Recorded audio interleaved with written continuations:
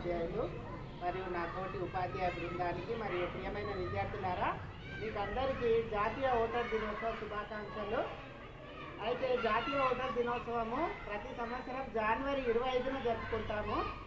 మరి జనవరి 25 సండే రావడం వల్ల ముందస్తుగానే ఈరోజు రాష్ట్ర ప్రభుత్వ ఆదేశాల మేరకు మనం పాఠశాలలో జాతీయ ఓటర్ దినోత్సవాన్ని జరుపుకుంటున్నాము. ఈ సందర్భంగా ఈ జాతీయ ఓటర్ దినోత్సవాన్ని ఎందుకు నాకు ఇండియా ఏర్పడి 50 సంవత్సరాలైన సందర్భంగా 2011 నుంచి జాతీయ ఓటర్ దినోత్సవాన్ని ప్రకటించడం జరిగింది. ఈ సందర్భంగా నేడు మన పాఠశాలలో మనము ఓటరు ప్రతిజ్ఞ చేయబోతున్నాము. ఇప్పుడు చెప్పండి, రికార్డ్ అయితే పెద్ద చెప్పండి.